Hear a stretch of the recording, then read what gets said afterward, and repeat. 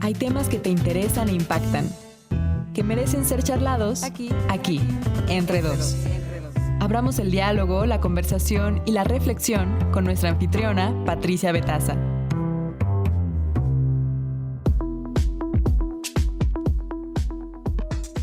Hola, ¿qué tal? Muy buenos días, como siempre es un gusto que nos acompañen aquí entre dos desde la cabina del Instituto Mexicano de la Radio. Hoy, este miércoles, por cierto, un día bastante soleado, especialmente aquí en la Ciudad de México, mucho calor, así el clima de cambiante. Bueno, pues lo importante es que debemos siempre de tener un ánimo positivo, seguir trabajando y estar siempre aquí, en este caso, abiertas y abiertos a sus comentarios, a sus sugerencias siempre y a las críticas, por supuesto, porque sí, la crítica y la autocrítica pues son muy necesarias para ayudar a tener un mejor programa, una mejor conversación. Por eso disfruto mucho que nos hagan todo tipo de comentarios. Y bueno, hoy vamos a hablar de un tema muy interesante que tiene que ver con el hecho de que hay mujeres que pues no se enteran de su embarazo sino hasta que el bebé está por nacer, ¿sí? Es algo que se conoce o se describe como embarazo críptico. Así que sin duda es un tema también interesante. Y bueno, la andropausia, por cierto, es un tema de salud que los hombres, pues muchos de ellos se niegan a hablar de la realidad. La baja de hormonas también afecta a los hombres. Claro, no en la misma proporción que en el caso de las mujeres, porque así ahí también hay un contraste muy impactante. Bueno, pues estos temas los trataremos en esta conversación aquí entre dos. Les recuerdo, estamos en Facebook, Instagram, X, Threads y en nuestro WhatsApp 55 66 31 24 27, nuestro sitio web noticias.imer.mx.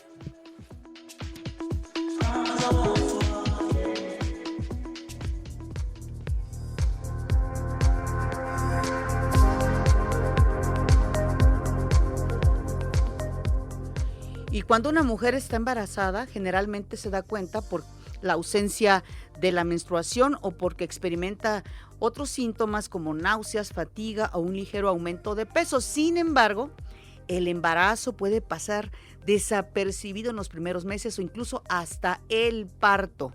Para quien tiene periodos irregulares, sobrepeso o desconoce los síntomas comunes. Como les decía, a este tipo de embarazo se le conoce como críptico. Lo invito a que escuche esta cápsula que nos preparó mi compañera Ana María Muñoz.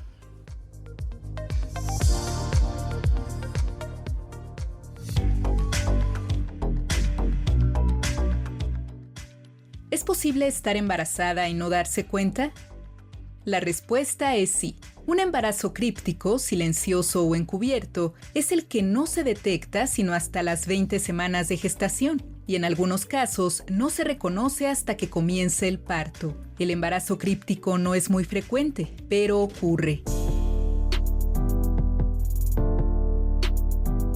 La Biblioteca Nacional de Medicina de Estados Unidos registró en 2020 el primer informe al respecto en el África subsahariana, donde, sorprendida, aterrorizada y confundida, una joven de 19 años se dio cuenta de que iba a tener un bebé justo en el momento del parto. Por otra parte, la investigadora Alicia Llorca Porcar, de la Universidad de Valencia, recopiló en 2022 historias de mujeres en España que explican que a lo largo de su embarazo no experimentaron los cambios físicos ni los síntomas que evidenciaban su estado. La doctora Laura Shaheen, médica e integrante del Colegio Estadounidense de Obstetras y Ginecólogos, quien cuenta con un canal en YouTube, habla de las estadísticas de embarazo críptico en Estados Unidos.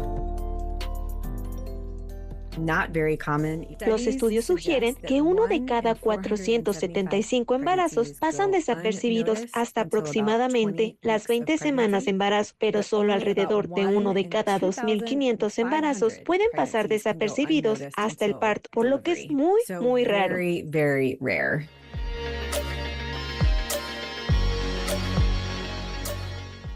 Los síntomas de un embarazo críptico son los mismos que los de un embarazo normal. La diferencia está en que no se reconocen como tales. La ausencia de la menstruación, que es la principal señal temprana de embarazo, puede pasar inadvertida para quien tiene periodos irregulares o impredecibles, como las mujeres con síndrome de ovario poliquístico. Ellas pueden pasar de 6 meses a 1 año sin menstruar, por lo que no verán la falta de la regla como un síntoma de embarazo.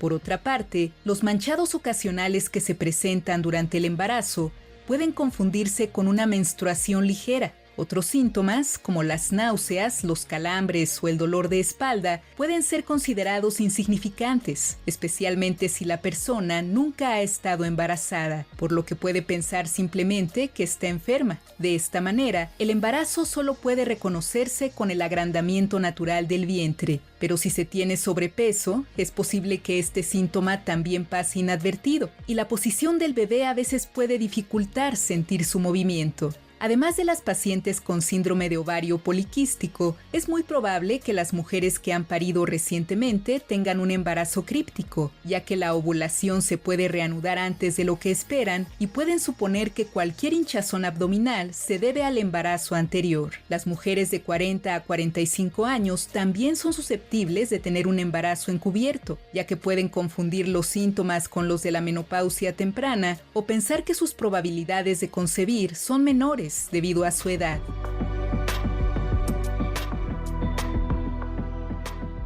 La Clínica Cleveland, centro médico estadounidense sin fines de lucro, reconocido mundialmente por su excelencia en atención, investigación y educación, señala que el embarazo críptico puede traer complicaciones, pues no se recibe la atención médica, nutrición y el apoyo necesario para un embarazo saludable. Por ello, recomienda que si una mujer es sexualmente activa, conozca los síntomas del embarazo y se haga una prueba con un profesional de la salud si sospecha que podría estarlo.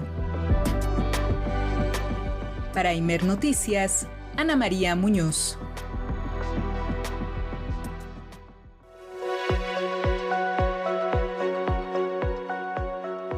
Muy interesante sin duda este tema del embarazo críptico, y por eso agradecemos que esta mañana esté aquí entre dos la doctora Erika Ivonne Domínguez. Ella es ginecóloga, obstetra y colposcopista egresada de la Facultad de Medicina de la UNAM con especialidad en ginecología y obstetricia en el Hospital General Dr. Manuel Gea González. Doctora, gusto en saludarla. Muy buenos días. Hola, ¿qué tal? ¿Qué tal, Pati? Buenos días. Muchas gracias por la invitación. No, a usted por estar aquí entre dos, doctora. Exactamente, ¿qué está detrás de o puede estar detrás del embarazo críptico? Bueno, mira, el embarazo críptico se llama así porque justamente el término críptico proviene de una base griega que se llama crípticos, que se refiere a algo enigmático, a algo desconocido, a algo difícil de entender.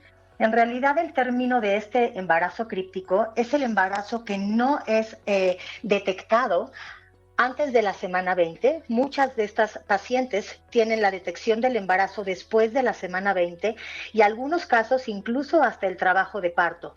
Son embarazos que no son reconocidos, son embarazos negados, y estos son otros sinónimos de este embarazo críptico.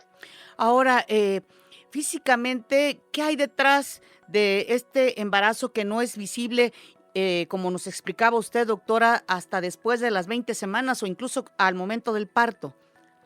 ¿Hay condiciones físicas? Correcto. ¿Sí? Sí. Mira, ocurre habitualmente por una combinación tanto de factores físicos como de factores psicológicos. De entrada, empiezan las pacientes con ausencia de síntomas típicos de embarazo.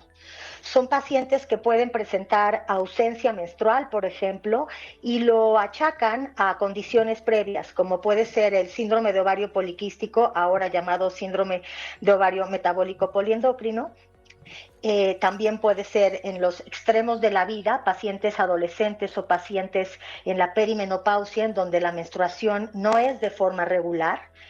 pacientes con obesidad o con sobrepeso, en donde no es muy notorio el aumento del incremento del volumen abdominal, o bien la posición fetal se pone de tal suerte que los síntomas de movimientos, por ejemplo, ellos los achacan a gases, los achacan a movimientos intestinales y se pueden enmascarar los síntomas típicos del embarazo.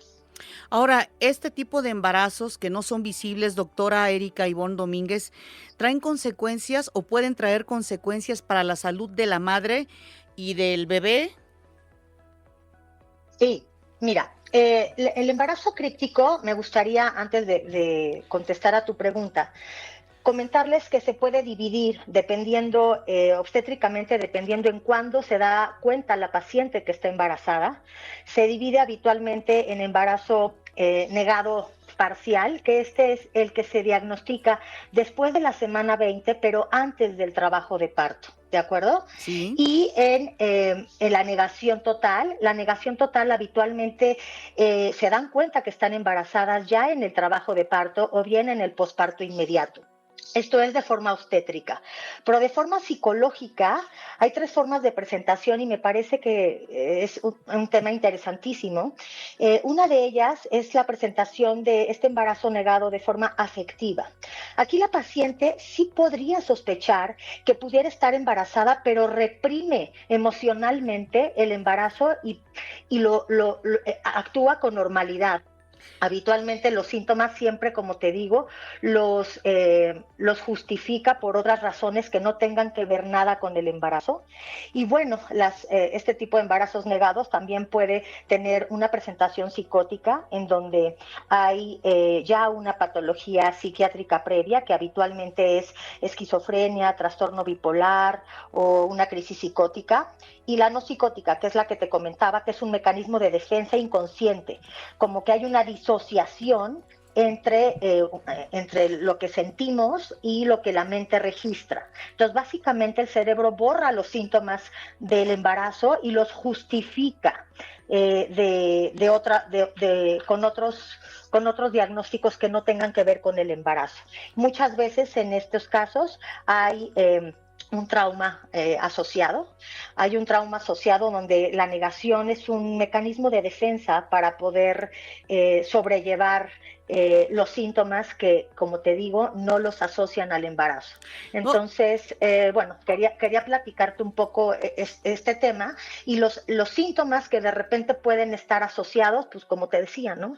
A veces las pacientes con sobrepeso pueden justificar el cansancio, el dolor lumbar, reflujo, dolor abdominal, y en realidad pueden ser síntomas propios de la obesidad, pero también pues con estos síntomas de embarazo negado, ¿no? Así es, doctora Erika Ivonne Domínguez, y muy interesante lo que nos está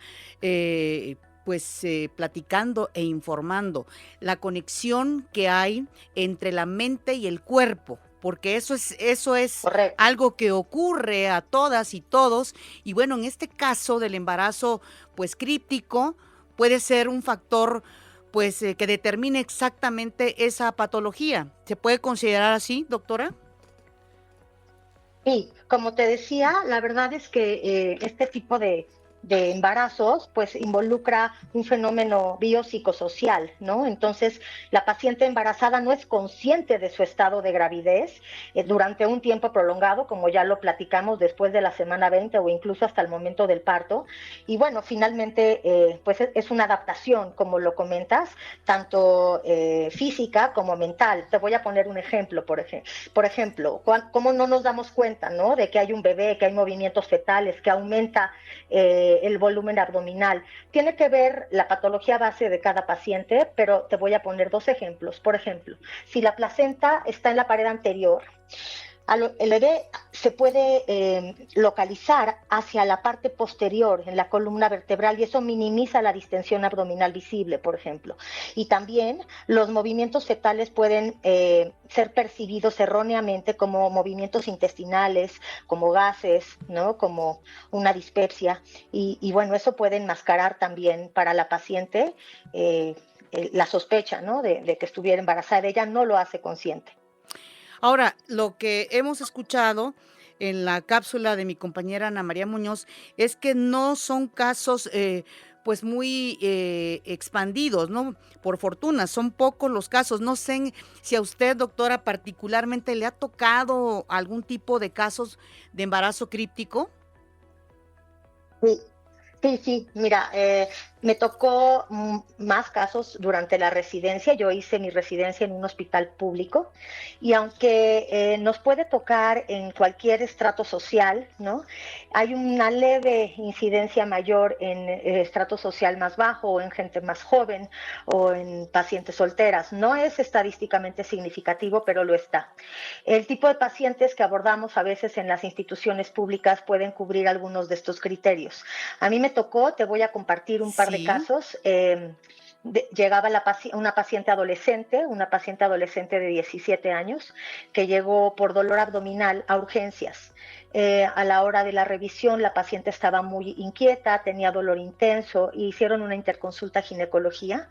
Y bueno, ¿cuál fue la sorpresa? Que la verdad es que yo en cuanto la revisé me di cuenta del tamaño uterino. La paciente la interconsultaron por ausencia menstrual y dolor abdominal, y en realidad estaba en trabajo de parto ya con 8 centímetros de dilatación. Entonces, como este caso, me tocaron varios más, pacientes adolescentes y también, como te había platicado inicialmente, pacientes en la perimenopausia.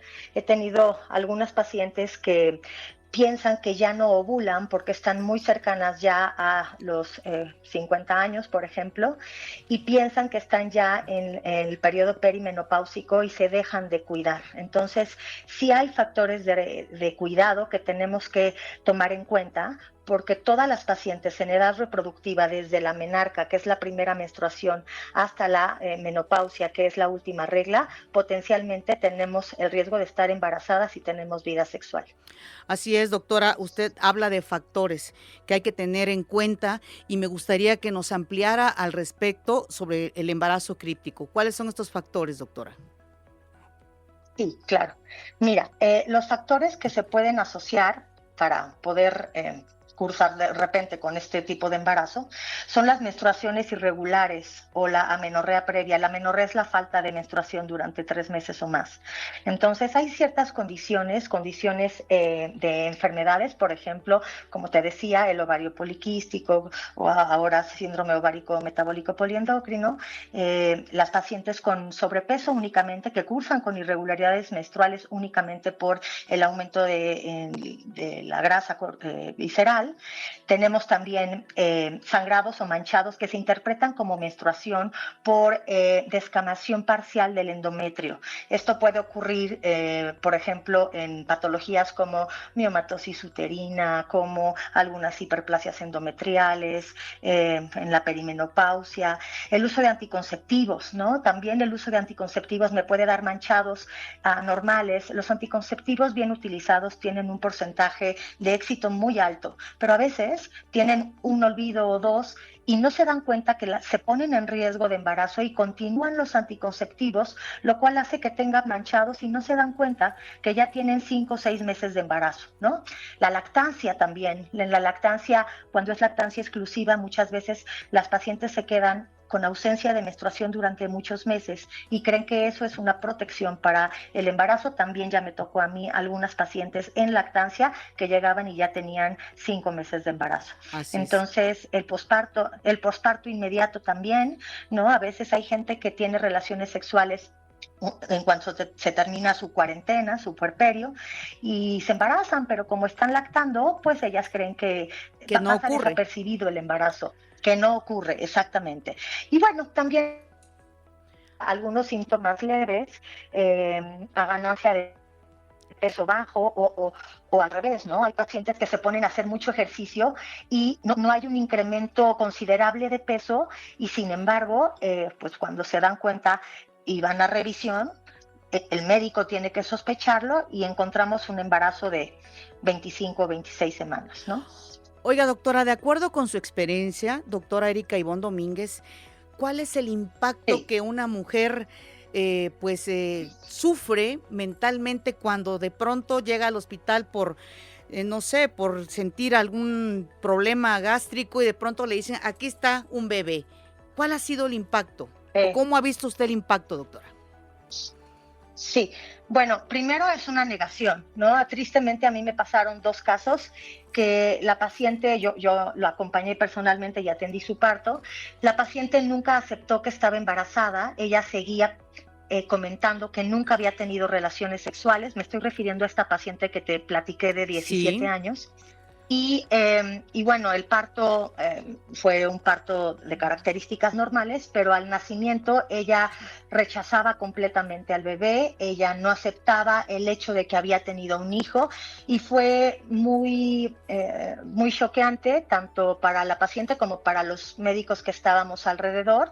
Y creo que aquí es muy importante la intervención en crisis, ¿no? Y la red de apoyo que puede haber, no nada más por parte de los obstetras, que somos nosotros, sino también de psiquiatría, de psicólogo, y bueno, tratar de evaluar de forma personal el entorno de cada paciente. Muchas de las veces la paciente pues presenta cuadros de estrés postraumático, presenta depresión postparto, incluso puede haber un rechazo tan importante hacia el bebé por la falta de aceptación que puede haber un riesgo de neonaticidio, ¿no? Que es pues el terminar con la vida del bebé, ya que ellas en ningún momento se dan cuenta de que estuvieron embarazadas. así es, y vino a mi mente precisamente un caso muy lamentable que se registró en el Estado de México, donde se veía que una mujer estaba en situación de parto, daba a luz al bebé y lo dejaba tirado. O sea, es un asunto pues muy, ¿cómo le diría yo? Impactante, doctora, ¿eh?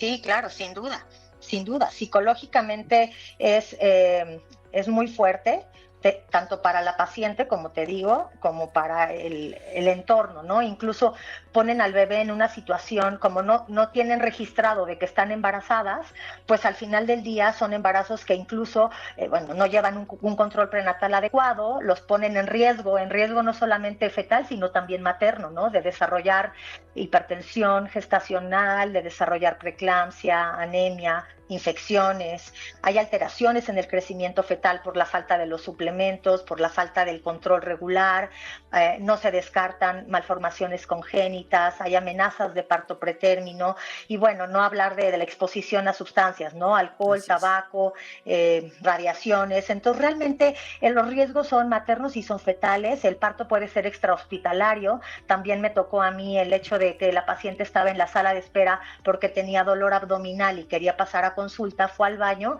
y pues hubo un nacimiento fortuito, ¿no? Un nacimiento en el baño hospitalario que incluso puede poner en riesgo al bebé para tener una muerte fetal, ¿no?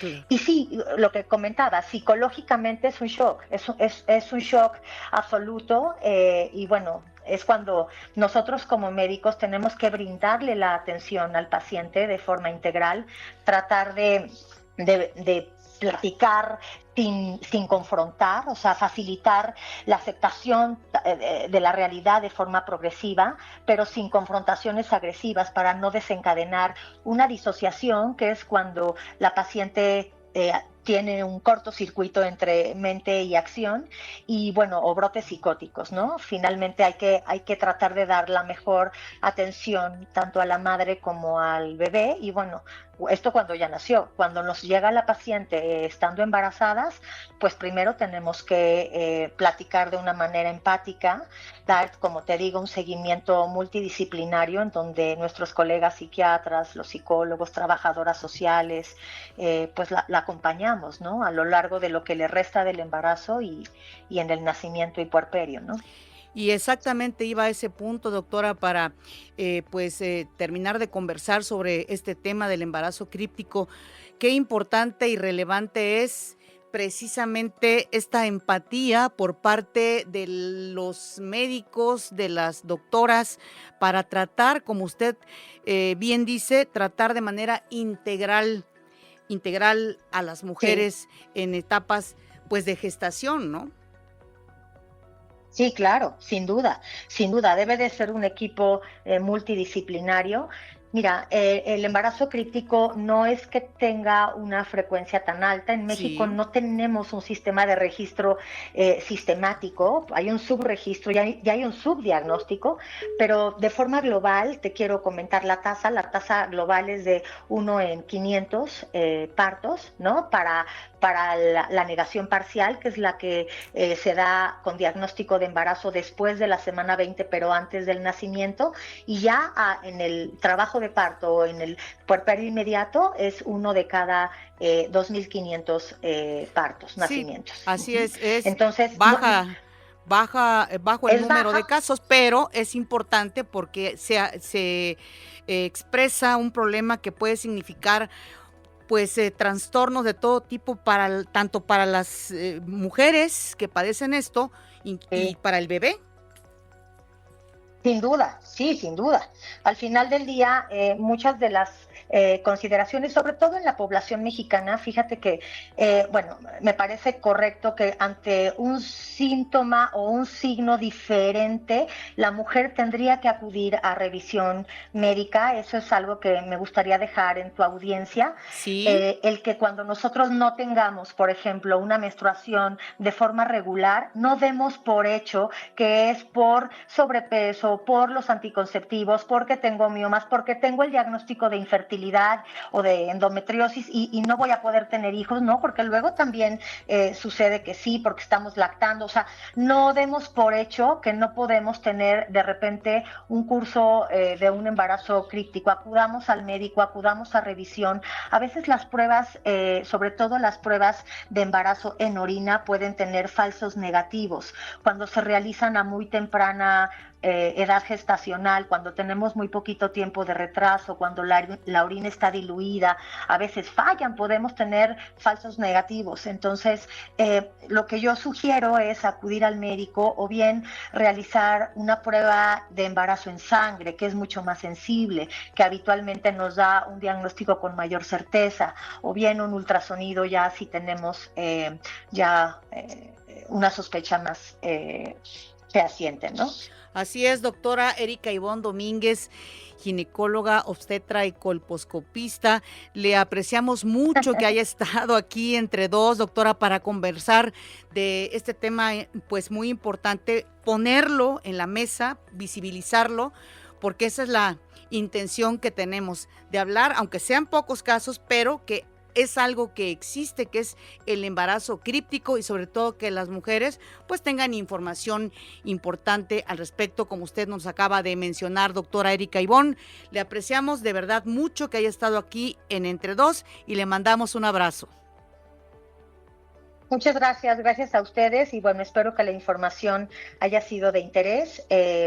Lo que quisiera únicamente dejar es que acudan al médico, no demos por hecho por síntomas que a nuestro juicio son secundarios a un medicamento, a una enfermedad o a una condición. Es mejor acudir al médico y tener un diagnóstico oportuno para poder tener un beneficio y un diagnóstico correcto, sobre todo hablando de embarazos que no son percibidos, que hay una negación del embarazo. Muchas Doctora, gracias. ¿dónde la pueden encontrar a usted? Las personas que nos están haciendo el favor de escucharnos. Muchas gracias. Mira, les voy a dejar con mucho gusto el teléfono de mi consultorio. Es el 55 52 47 30 86 y también les dejo mi correo electrónico para cualquier cosa que se ofrezca con mucho gusto.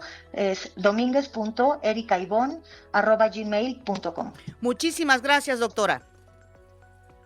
Gracias a ustedes. Buen día. Buen día, pues sí, muy interesante esta conversación, como siempre ocurre con expertos para hablar en este caso de el embarazo críptico. Y por cierto, referente a este tipo de embarazo críptico, pudimos conversar con la señora Daniela Díaz, quien nos explicó cómo se enteró y vivió lo que ella reconoce fue una gran sorpresa en ese caso, ¿no? Qué bueno, ya que supo de su embarazo 3 semanas antes de que naciera su hijo, quien hoy tiene 12 años de edad. En entrevista para Aquí Entre Dos, dijo que confundió efectivamente los síntomas con los de una gastritis. Empecé yo con dolores, pues sentía yo que era como gastritis, porque había padecido tiempo atrás sobre gastritis nerviosa, y entonces buscando un gastroenterólogo, que fue el que me mandó a hacer un ultrasonido, fue como yo me enteré que estaba yo embarazada. El técnico, la verdad es que fue como bastante absurdo la forma en la que yo supe, porque me está poniendo, al momento en que me pone el gel para hacerme el ultrasonido, como estaba muy frío y no me avisó, yo con la mano derecha le pegué. Se molestó, me dijo, ¿por qué me pega? Y luego, pues es que me hubiera avisado que estaba frío, y me dijo, como si no supiera que esto es lo que se hace en sus ultrasonidos. Dice, como si no le hubiera pasado antes. Y yo, pues no. Dice, si está embarazada, ¿cómo no vas a ver? Entonces yo me aferré tanto porque yo estaba muy segura de que no estaba embarazada, que al final de la prueba que él me tenía que hacer, me dijo, le voy a poner los latidos de su bebé para que saliendo de aquí busque a un ginecólogo y saque una cita. Pues así conversó Daniela Díaz con mi compañera Luz Rodríguez, y comentó que su menstruación era irregular y que no se percató del agrandamiento precisamente de su vientre debido al estrés por el que pasaba en esa época, quiere decir hace 12 años. Curiosamente, en esa época, yo digo que fue como la más sana de mi vida. Yo siempre he tenido sobrepeso, pero en esa época, que fue un lapso más o menos de un año, pues cambié como mi dinámica de alimentación, de ejercicio. Entonces yo comía muy saludable y además tenía 2 trabajos. Entonces yo creo que por el mismo estrés y el ir y venir, no me percaté. Además de que, porque muchos me preguntan, ¿y qué onda con la menstruación? Y yo siempre he sido irregular desde que empecé. O sea, puedo pasar 3, 4 meses sin menstruar, y como la verdad nunca lo atendí ginecológicamente, pues por ello no reparé en que podría estar embarazada. También Daniela Díaz compartió lo difícil que fue ajustar precisamente su vida a raíz del embarazo, ya que no tuvo tiempo de prepararse. Sí me costó trabajo porque además el cálculo que me había hecho la ginecóloga era para la semana del 25 de junio y mi hijo nació el 23 de mayo, y cuando yo me entero, digamos formalmente, es el 3 de mayo. Entonces recuerdo que un fin de semana antes mi mamá me dijo, vamos a comprar las cosas para el bebé, un poco de ropa y la tiene, y se acabó. Y todavía esa semana yo trabajé, justamente un día antes de que naciera mi hijo, o fue mi último día de trabajo. La verdad es que me costó mucho trabajo. Estaba yo en ese proceso de hacerme la idea de que tenía un embarazo ya bastante avanzado, y pensaba yo todavía en cómo iba a ajustar mi vida, y la verdad es que no me dio tiempo. Mi hijo todavía después del nacimiento estuvo una semana en incubadora, y esa semana pues ya yo iba a verlo, ¿no? Para el tema de la lactancia, y yo creo que tardé, como en asimilarlo todavía un mes después, porque pues sí, por inercia yo hacía las cosas, ¿no? Pero ser consciente de haber dado a luz, de crear una vida, sí me llevó tiempo. Pues claro, imagínense la sorpresa de pronto tener un bebé sin saber que estaba embarazada. Bueno, Daniela Díaz consideró que para quien tiene un embarazo críptico, es decir, un embarazo que pues se desconoce que existe, es fundamental recibir apoyo psicológico, como nos decía la doctora, pues necesita liberar muchas emociones. Yo en ese momento no tenía una buena relación con mi familia, no tenía pareja, entonces sí me sentía yo como, digamos, coja, como que no tenía de dónde sostenerme, ¿no? Entonces yo creo que contar con el apoyo de un psicólogo o con alguien en la familia o algún amigo siempre es fundamental, porque pues en lo que uno pasa el shock, pues uno necesita como desahogarse. Uno en ese momento tiene muchas preguntas, y a lo mejor, aunque no encuentres las respuestas en ese momento, el saberte escuchado o apoyado por alguien, creo que hace una gran diferencia.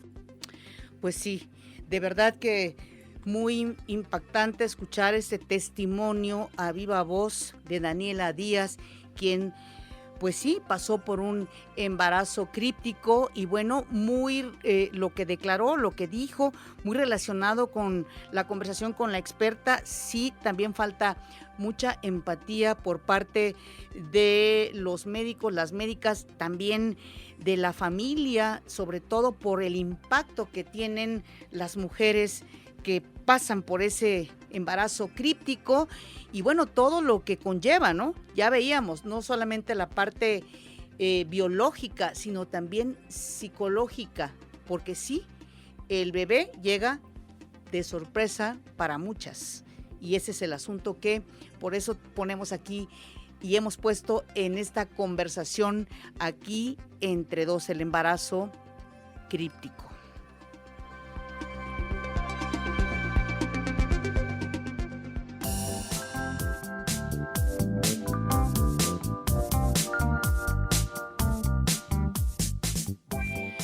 Y bueno, ahora es momento de compartirles uno de los retos ciudadanos de la Universidad Abierta y a Distancia de México. Nos van a hablar sobre comer saludable, lo cual podemos hacer al cocinar junto con la familia, un amigo, un colega y compartir diferentes recetas. Comer saludable, por cierto, no quiere decir comer caro, porque lo importante es comer más vegetales, frutas, frijoles, en fin, escuchemos por favor este reto ciudadano de la Universidad Abierta y a Distancia de México.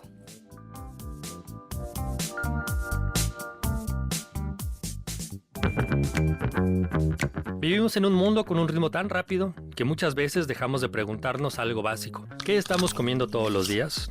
Porque sí, a veces es más fácil comprar algo ya preparado, comer sobre la marcha o elegirlo más rápido. Pero ¿cuándo fue la última vez que te diste el tiempo de preparar algo en casa? Aunque fuera sencillo.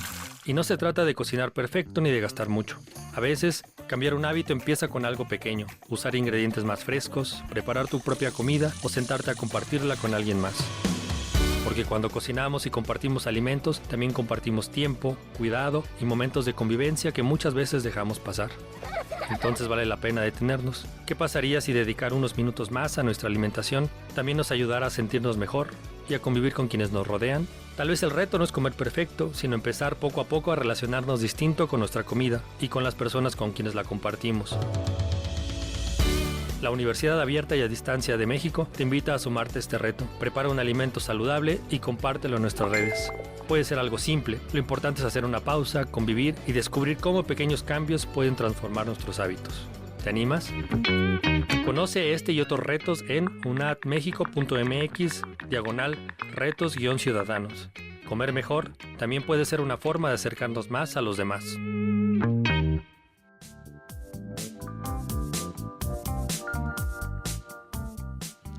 Vamos a hacer una pausa. Acuérdense que estamos en todas las redes sociales y nuevamente nuestro WhatsApp 55 66 31 24 27. Regresamos en unos momentos aquí entre dos.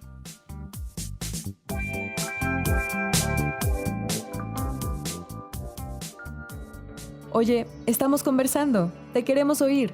Mándanos un mensaje al 55 66 31 24 27 o escríbenos en nuestras redes. Búscanos en Instagram como Imer Noticias o en Threads como @Imer Noticias.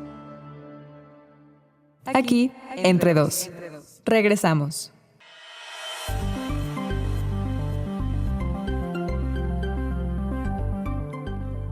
Seguimos aquí conversando, aquí entre dos, y bueno, con frecuencia hablamos de cambios hormonales, especialmente en las mujeres, pero hoy queremos hablar de los cambios hormonales que los hombres también experimentan con el paso de los años. ¿Cómo se llama esto? Bueno, pues se llama andropausia. Y bueno, lo invito a que escuche a Fernanda López, quien nos presenta 4 datos principales que tenemos que saber o que tienen que saber sobre este proceso natural, la andropausia.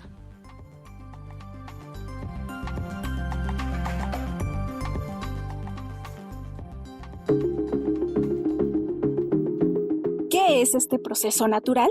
De acuerdo con el Instituto Politécnico Nacional, a través del programa IPN Conexión Saludable, el climaterio masculino o andropausia es una sucesión de manifestaciones físicas y psicológicas que el hombre pasa entre los 45 y 55 años. Esto debido a la disminución gradual de la producción de testosterona. Sin embargo, cabe señalar que durante la andropausia no termina la capacidad reproductiva del hombre, ya que esta puede conservarse hasta los 70 u 80 años. Pero, ¿cómo se puede sentir un hombre en la andropausia? La Universidad Nacional Autónoma de México señaló en una publicación dedicada a la andropausia de su revista de divulgación Una mirada a la ciencia que a nivel psicológico se caracteriza por una afectación a la retención de información que suele venir acompañada por depresión leve, cambios de humor, ansiedad, irritabilidad y poca tolerancia. Fisiológicamente, se manifiesta a través de cambios en la piel y cabello, así como bochornos, insomnio, fatiga, rubores y sofocos. Una de las manifestaciones más notorias de la andropausia es la falta esporádica de una erección, síntoma que a menudo provoca frustración, confusión y preocupación en los hombres. ¿Cómo se pueden disminuir los síntomas?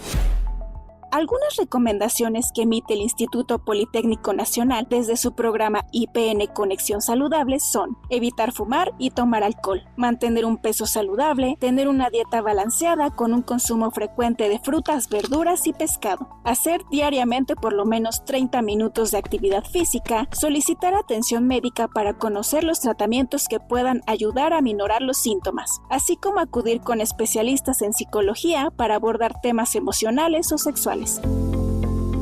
¿Por qué es importante entender qué pasa en la andropausia?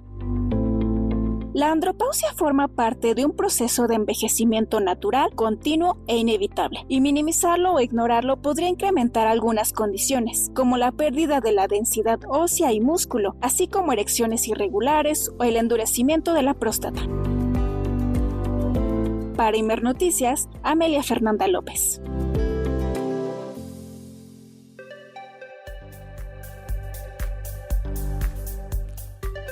Muy interesante los datos que nos proporcionó mi compañera Fernanda López. Y bueno, ¿qué piensan los hombres sobre la andropausia? ¿La tienen en la mente estos cambios o tienen en la mente estos cambios hormonales? Mi compañero César Solís salió a las calles y bueno, platicó con hombres de diferentes edades y esto fue lo que le comentaron.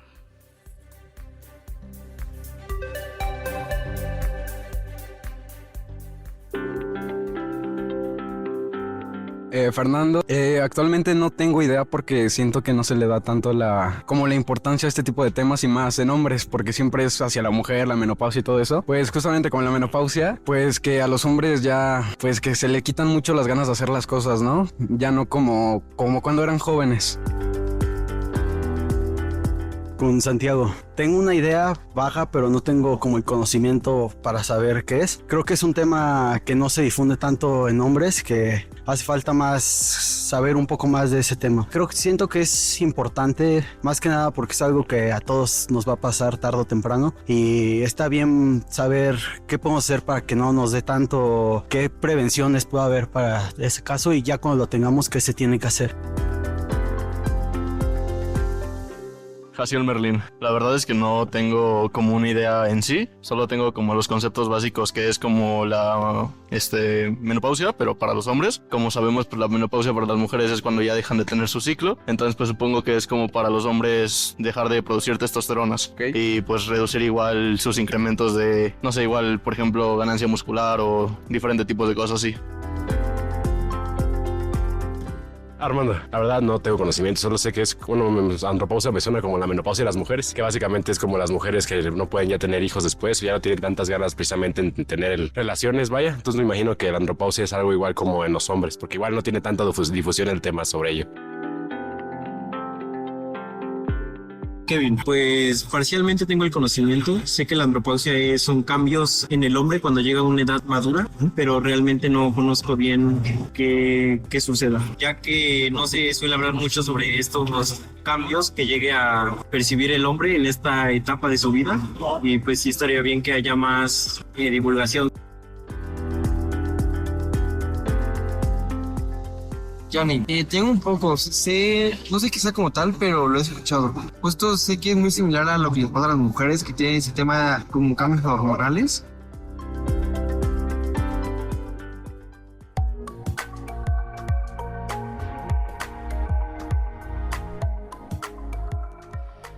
Pues como lo acabamos de escuchar, la verdad es que hay un desconocimiento sobre los cambios hormonales que pues también los hombres padecen al igual que las mujeres. Padecen porque sí tiene sus conflictos, ¿eh?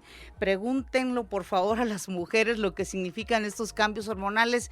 Pero algo muy interesante que decían estas personas en estos testimonios es que es un asunto que no está visible, está invisibilizado, no se habla mucho sobre la andropausia, pero también no solamente desde el punto de vista médico, sino incluso entre los hombres, no hay esa información tan clara sobre el impacto de los cambios hormonales que como pues todos los seres humanos los tenemos y tienen que ver con la vida, con la llegada de la vejez. En algunos casos, pues sí se dan estos cambios, pero además interesante porque he escuchado testimonios de hombres que padecen, por ejemplo, efectivamente estos bochornos, estos cambios en las cuestiones emocionales, algunos depresión, un poco de ansiedad, en fin, es algo que tiene un impacto sin duda, la andropausia, y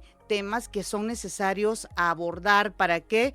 Pues para que sobre todo haya información clara al respecto. Y agradecemos mucho que esté aquí entre dos la doctora Lourdes Josefina Balcázar. Ella es jefa del Servicio de Endocrinología del Hospital de Especialidades Centro Médico Nacional Siglo XXI del IMSS, una gran institución. Doctora, muchas gracias por estar aquí entre dos, doctora.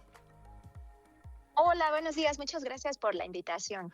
Doctora, escuchábamos en los testimonios que muchos hombres hoy en día, incluso con tanta información que hay en redes, que está el internet, no saben exactamente estos cambios hormonales relacionados con la andropausia, doctora.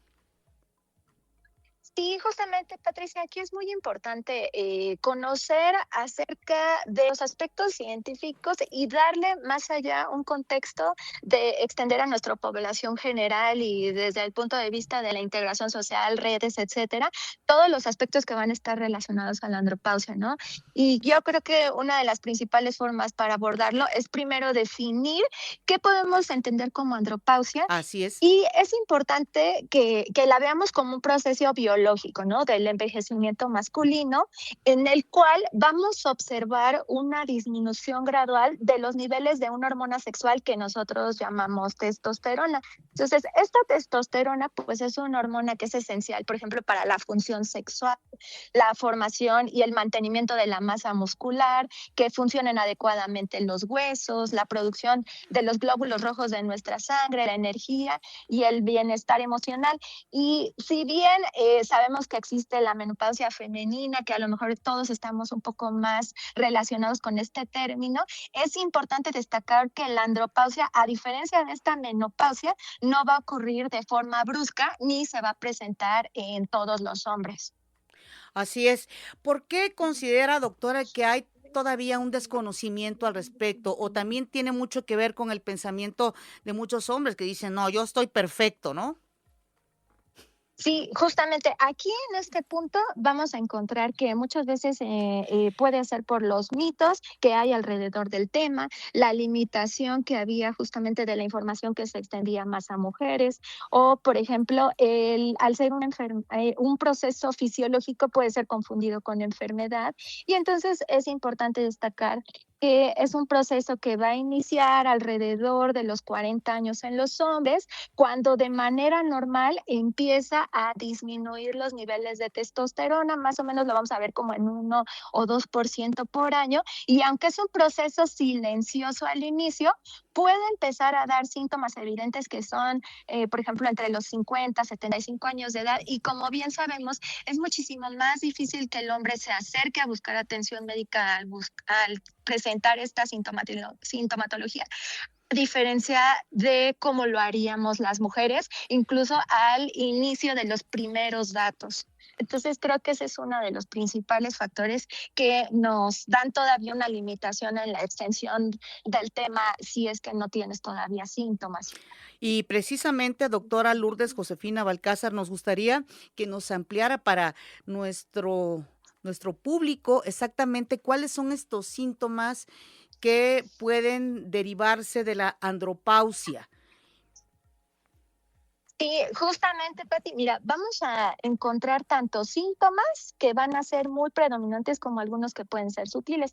Es importante destacar que estos síntomas presentarse de una manera muy silenciosa, pues a lo mejor lo empezamos a ver de una manera gradual, que quizá incluso nada más se vea como un signo que apareció, pero dentro de los que son más frecuentes es, por ejemplo, la disminución del deseo sexual, que los hombres presenten disfunción eréctil, que haya una falta o una fatiga constante, que digan estoy perdiendo energía, o que se aprecie una pérdida de la fuerza o de la masa muscular, que empiece a haber un aumento de la grasa, pero sobre todo esta grasa que conocemos ampliamente, que decimos, la grasa abdominal, que es esa grasa visceral, que para nosotros es considerada como inflamatoria. Bien, que veamos cambios de humor, incluso irritabilidad, alteraciones del estado del ánimo, como la depresión, incluso los mismos síntomas que podríamos ver en mujeres, por ejemplo, la disminución para concentrarnos o que tengamos problemas de memoria, alteraciones del sueño y ya de formas muy específicas, por ejemplo, que empecemos a detectar alteraciones como tal de las grasas, de la sangre, de la glucosa e incluso la disminución de la densidad de los huesitos. Entonces, como vemos, es un espectro que te puede ir desde el hombre que te está dando como síntomas muy sutiles al hombre que ya está presentando síntomas que van a deteriorar como su productividad normalmente en las actividades que antes hacía sin problema. Así es. Oiga, doctora, ¿existe reemplazo hormonal también para hombres? Sí, claro que sí. Aquí es Mire. importante destacar, sí, por ejemplo, cuando nosotros abordamos una andropausia, tenemos que preguntarnos qué está causando estos síntomas y si nuestro paciente sí está teniendo deficiencia de esta testosterona.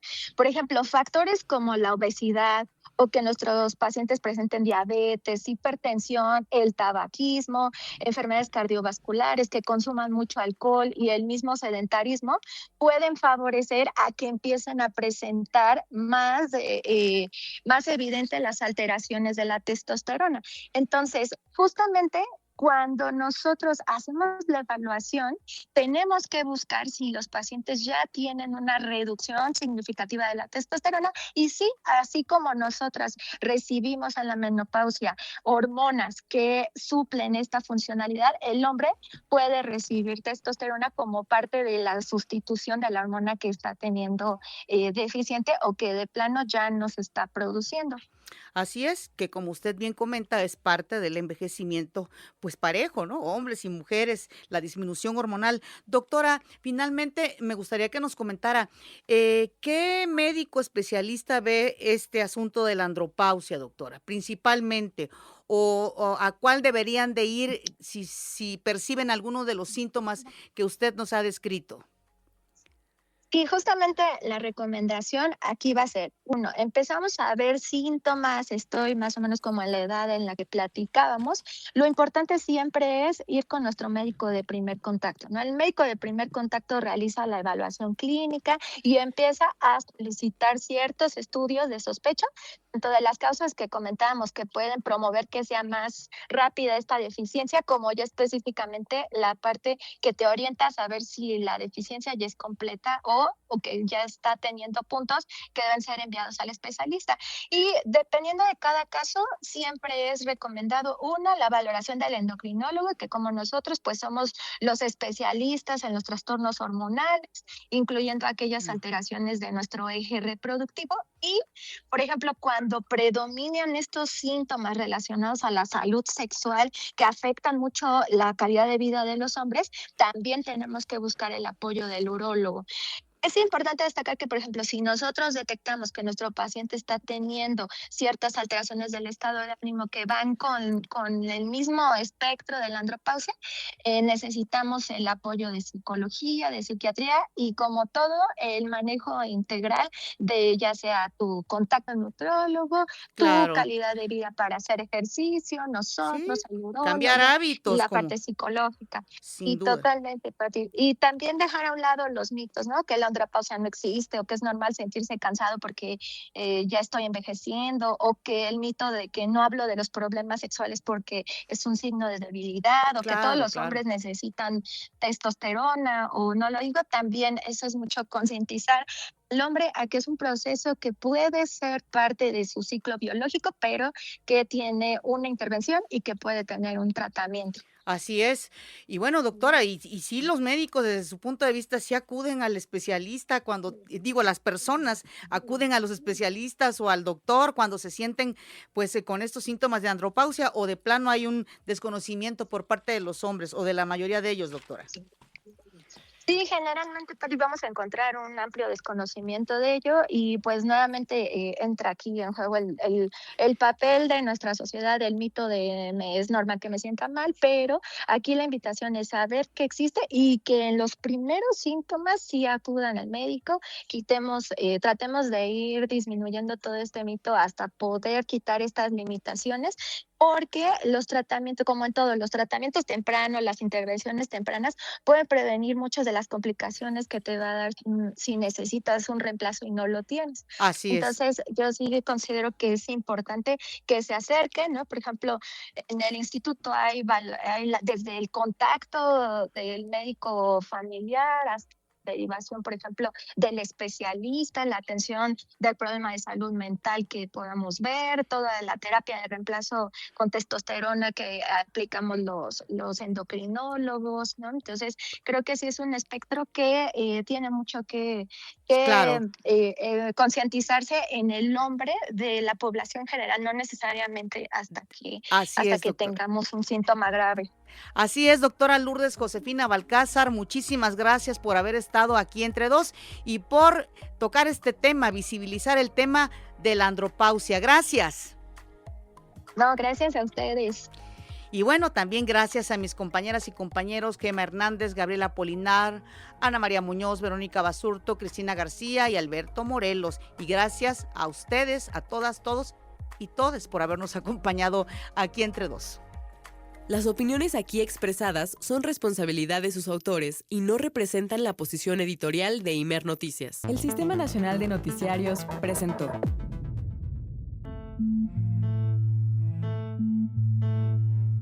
Hay temas que te interesan e impactan, que merecen ser charlados aquí, entre dos.